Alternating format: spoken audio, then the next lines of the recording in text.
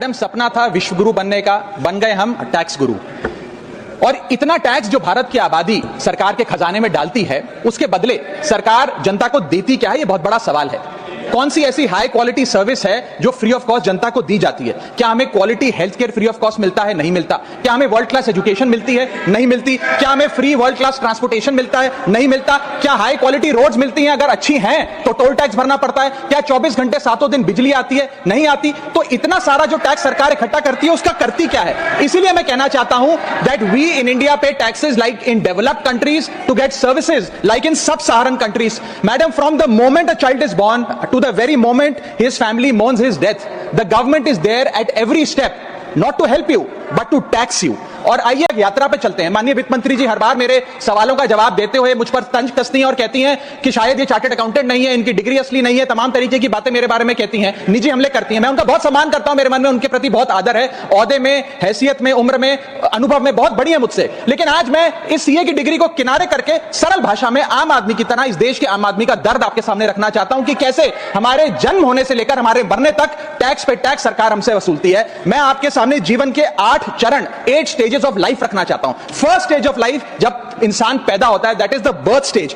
बच्चे के पैदा होने से पहले, उसकी आंखें खुलने से पहले जो उसको वैक्सीन लगती है, उस पर 5% जीएसटी लगता है। जिस अस्पताल में बच्चा पैदा होता है, उस हॉस्पिटल के कमरे के चार्जेस पर अगर 5,000 रुपए से ज्यादा का कमरा हो तो 5% जीएसटी लगता है। बेबी केयर के आइटम्स पे 5% जीएसटी लगता है। और अगर उसके माता पिता बच्चे के पैदा होने पर मिठाई बांटे तो मिठाई पर 5% और चॉकलेट पर 18%, 28% जीएसटी लगता है। दूसरा चरण जीवन का, इन्फेंसी और चाइल्डहुड, यानी कि बचपन में बेबी फूड जो खरीदा जाता है उस पर 12 से 18% जीएसटी, डायपर जो खरीदा जाता है उस पर 12% जीएसटी, बेबी स्ट्रोलर पे 5 से 12% जीएसटी, और जो खिलौने बच्चे को दिए जाते हैं उन खिलौनों पर भी 12% जीएसटी लिया जाता है। जब मुंडन होता है बच्चे का, पहला हेयर कट जिसे कहते हैं, उस हेयर कट की सर्विसेज पर भी 18% जीएसटी, और पहली बर्थडे पार्टी पर जो फोटोग्राफी होती है, फोटो खिंचवाई जाती है, उस फोटोग्राफी सर्विसेज पर भी 18% जीएसटी। यहां तक कि नामकरण की बर्थडे पार्टी जो की जाती है उस पर भी केटरिंग सर्विसेज से लेकर खान पर 18% जीएसटी सरकार वसूलती है। अब बच्चा स्कूल जाना शुरू करता है तो स्कूल जाने पर यूनिफॉर्म से लेकर जूतों, स्कूल बैग, लंच बॉक्स, सब पर जीएसटी लगता है। 12% जीएसटी नोटबुक पर लगता है, 18% जीएसटी स्टेशनरी आइटम पर लगता है। और उसके बाद अगर कोई एक्स्ट्रा करिकुलर एक्टिविटी बच्चे को करनी हो, कोई म्यूजिक क्लास करनी हो या फिर कोई स्पोर्ट्स कोचिंग की क्लास वो ले ले, उस पर भी 18% जीएसटी देना पड़ता है। प्राइवेट ट्यूशन ले तो उस पर भी जीएसटी, और पहली साइकिल जो बच्चा खरीदता है उस पर भी 12% जीएसटी देना पड़ता है। तीसरी अवस्था जीवन की, टीनेज ईयर्स, ये वो काल होता है जो सबसे मस्त मौला टाइम होता है जीवन का, बेहतरीन बेफिक्री का। इसमें बच्चा, यंग जवान लड़का लड़की अपना पहला स्मार्टफोन खरीदते हैं, उस स्मार्टफोन पर जीएसटी लगता है। अगर महंगा हो, विदेशी हो तो इंपोर्ट ड्यूटी भी लगती है। फिर वो अपना फोन रिचार्ज कराता है, उस पर जीएसटी लगते हैं। ब्रॉडबैंड इंटरनेट का कनेक्शन लेता है, उस पर जीएसटी लगता है। नेटफ्लिक्स, स्पॉटिफाई या वीडियो गेम की सब्सक्रिप्शन लेता है, उस पर भी जीएसटी देना पड़ता है। और अगर अपने दोस्तों के साथ पिक्चर देखने बाहर जाए तो पिक्चर की टिकट पर जीएसटी, एंटरटेनमेंट टैक्स और पॉपकॉर्न पर भी जीएसटी अब लगने लग गया है। तो तमाम तरीके के सॉल्टेड कैरेमल पॉपकॉर्न पर भी सरकार आपसे जीएसटी वसूलती है। इस आप 18 साल के होते हैं और पहली बाइक या पहला स्कूटर खरीदते हैं, उस बाइक और स्कूटर पर आपसे जीएसटी लिया जाता है, व्हीकल इंश्योरेंस पर जीएसटी लिया जाता है, और उसके बाद रजिस्ट्रेशन टैक्स और रोड टैक्स के नाम पर भी पैसा लिया जाता है। जीवन की चौथी अवस्था, fourth stage of life, higher education की। इस हायर एजुकेशन की अवस्था में आप यदि प्राइवेट कॉलेज में पढ़ रहे हैं तो प्राइवेट कॉलेज की ट्यूशन फी पर जीएसटी लगता है। हॉस्टल में रह रहे हैं या पीजी का रेंट भर रहे हैं तो उस पर जीएसटी लगता है। स्टूडेंट लोन की प्रोसेसिंग फी पर जीएसटी लगता है। किताबों से लेकर लैपटॉप तक जीएसटी लगता है। और अगर माता पिता संपन्न है और बच्चे को विदेश भेजते हैं पढ़ने के लिए तो फॉरेन रेमिटेंस पर टैक्स कलेक्टेड एट सोर्स सरकार लागू करती है।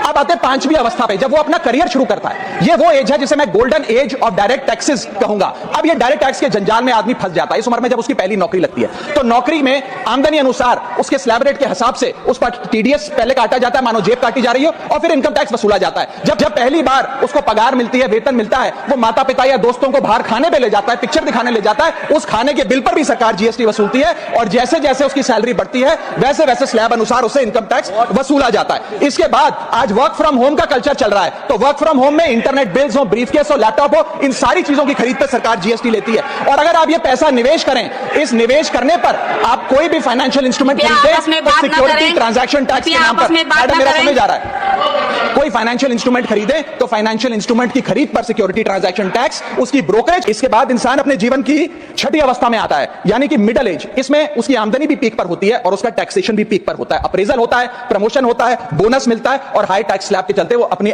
कमाई का एक अधिकांश हिस्सा इनकम टैक्स में सरकार को जमा कराता है। इस दौर में इंसान गाड़ी खरीदता है, घर बनाता है। जब गाड़ी खरीदता है तो जीएसटी देता है, रोड टैक्स भरता है, व्हीकल इंश्योरेंस पर जीएसटी भरता है, और जब गाड़ी लेकर शोरूम से निकलता है तो पेट्रोल डीजल पर वैट, सेस और एक्साइज ड्यूटी के नाम पर पैसा भरता है। जब सड़क पर गाड़ी चलाता है तो टोल टैक्स भरता है। फिर वो अपना घर भी खरीदता है, जमीन खरीदता है। जब जमीन खरीदता है तो स्टैंप ड्यूटी फीस सरकार को देता है। जब कंस्ट्रक्शन मटेरियल खरीदता है घर बनाने के लिए तो कंस्ट्रक्शन मटेरियल पे, चाहे वो सीमेंट हो, मार्बल हो, स्टील हो, उस पर जीएसटी देता है। उसके बाद जब कंस्ट्रक्शन सर्विसेज लेता है किसी बिल्डर से, ठेकेदार से, कॉन्ट्रैक्टर से, तो उस कंस्ट्रक्शन सेवाओं पर भी जीएसटी सरकार आपसे वसूलती है। और जब घर बन जाए तो एनुअल प्रॉपर्टी टैक्स और हाउस टैक्स के नाम पे आपसे पैसा लिया जाता है। और जब आपको पैसे की आवश्यकता पड़े और आप ये घर बेच दें तो कैपिटल गेन्स पर भी सरकार आपसे उस मुनाफे पे टैक्स वसूलती है।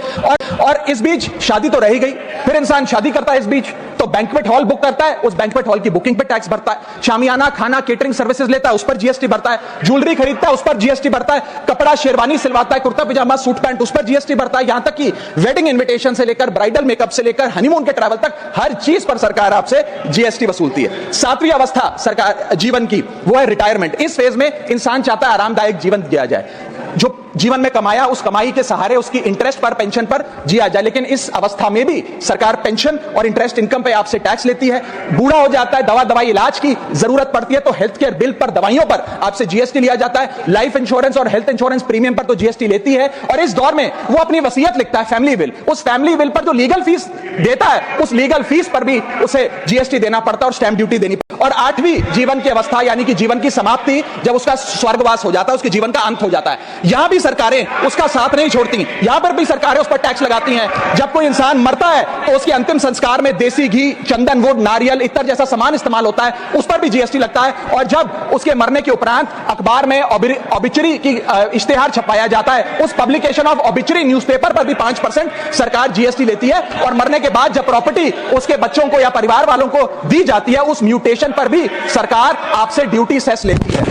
यह है life cycle of taxation model. लेकिन मैडम, सबसे जरूरी बात यह है कि इतना टैक्स देने के बाद सरकारें हमें देती क्या है। मैं जानता हूं कि टैक्स सरकार के लिए जरूरी है, इस सरकार के लिए नहीं, जितनी सरकारें इस देश में रही सबने टैक्स लगाकर जनता से पैसा लिया। टैक्सेस वास्तव में जरूरी हैं, लेकिन सवाल यह है कि क्या ये टैक्सेस हमारी इकोनॉमी को बढ़ा रहे हैं या हमारी इकोनॉमी को खा रहे हैं? क्या इससे हमारी जिंदगी बेहतर हो रही है या हमारी जिंदगी बदतर हो रही है? इतने टैक्स लगाने की वजह से आज हमारी आमदनी घट रही है, इस वजह से खपत गिर रही है, कंजम्पशन गिर रही है, डिमांड नहीं बढ़ रही और प्रोडक्शन गिर रही है। इस वजह से पूरा इकोनॉमिक साइकिल जो हमारा इकोनॉमी का चक्का है वो धीमा हो गया है। मैडम, इस देश में 80 करोड़ जनता 5 किलो फ्री राशन के सहारे जी रही है। आपको जान के अचंभा होगा, इस 80 करोड़ जनता से भी ये सारा जीएसटी लिया जाता है, दिन प्रतिदिन लिया जाता है, जो आज मैंने पढ़ के सुनाया। सिर्फ अमीर नहीं, गरीब से गरीब आदमी भी जीएसटी देता है। और अंत में मैं बस इतना ही कहना चाहूंगा कि क्योंकि इतना टैक्स लगा कर सरकारें जनता का खून चूसती हैं, उस वजह से आज एफएमसीजी की सेल्स घट रही हैं, एफएमसीजी के स्टॉक गिर रहे हैं, कंजम्पशन डाउन हो रही है, नई गाड़ियों की सेल श्रिंक कर रही है।